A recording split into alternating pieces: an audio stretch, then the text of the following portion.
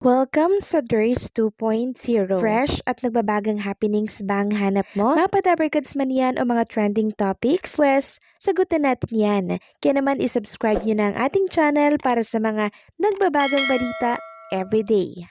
So ayun, welcome back again sa ating YouTube channel mga kadabarkads. And for tonight's video, ang pag-uusapan po natin ay tungkol sa mga importanteng ganap sa loob at sa labas po ng Itbulaga. So unang topic, ibabahagi ko po sa inyo itong pinost ni Henyo Master Joey De Leon na picture sa kanyang Instagram account kanina.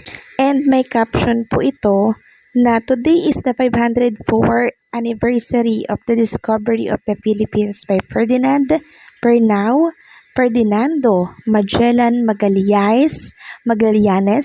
Napatay siya ng isang matinik na tao. Hindi sila nagkaroon ng fish, fisto. Samantalang si Maine Mendoza naman po ay binahagi ang kanilang mga picture kasama po si Arjo Atayde, kuha po dyan sa ibang bansa. Ito po yung mga naging bonding nila, ito yung mga ginawa po nila dyan sa ibang bansa. And nakita ko nga po mga kadabarkads na napakasaya po ni Maine Mendoza na sinulit yung vacation nila dito po sa ibang bansa.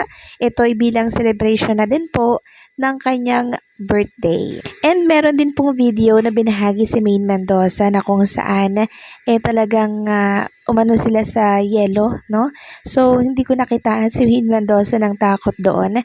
Bagkos ang nakikita kong takot na takot ay yung nasa hulihan niya, which is itong si Arjo Atayde. Pero si Maine cool lang siya, tawa lang siya ng tawa. Talagang fearless itong si Maine Mendoza. Talagang matapang siyang babae and sanay talaga siya sa mga adventure na katulad po nito. And sa mga nagtatanong kung nakauwi na po ba si Maine Mendoza dito po sa Pilipinas, parang nakauwi na po siya ng Pilipinas, no? So ibig sabihin nito makikita na natin siya sa live ng Itbulaga. Dahil kanina po parang nagpunta po siya dito sa Bello Clinic para syempre magpapamper po ng skin. Sabi nga po ni Maine Mendoza, back from the States, touchdown in the morning, Bello Beauty in the afternoon. First thing first. Samantalang sa mga nakakamiss naman po kay Tito Sotto, huwag kayong mag-alala sa kanya mga kadabarkads dahil nanatili pong nasa top 5 si Tito Sotto dito po sa senatorial survey.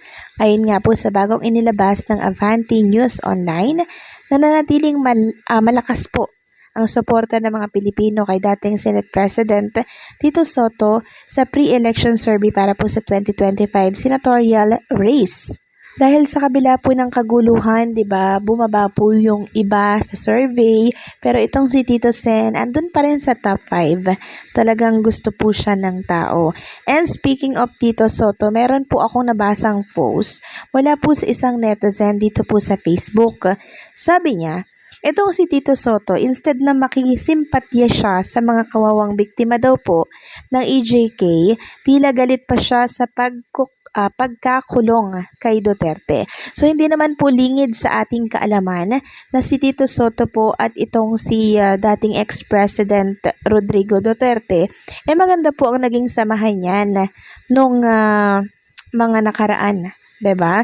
Hindi naman po kasi yun mawawala, hindi naman po yun masisira ng ganon-ganon lang, 'di ba? Kaya hindi man maitatanggi siguro ni Tito Sotto na maging siya ay nalulungkot sa nangyari po dito kay ex-president Duterte.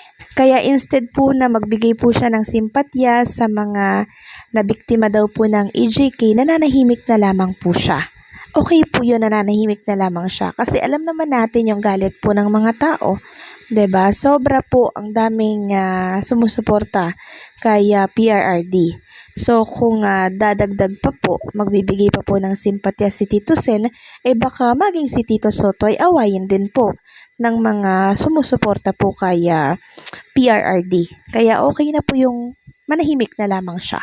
Samantalang isang producer po, no? Isa sa producer po ng Itbulaga ay magbebenta po ng 20% stake in Tollways unit to unload dev. So ito po ay si Mr. MVP, si Mr. Manny B. Pangilinan. Sabi kasi dito sa bagong balita po na write-ups ng GMA, infrastructure conglomerate, Metro Pacific Investment Corp, is unloading. Magbabawas daw po sila ng stake in its toll road unit, Metro Pacific Tollway Corp, to raise funds and cut down obligations. MPIC Chairman Manuel B. Pangilinan confirmed to reporters the company's plan to sell 20% share in MPTC. So, ibibenta niya po yung 20% share. Sabi po ni Mr. MVP, the main use will be the reduction of debt MPTC has.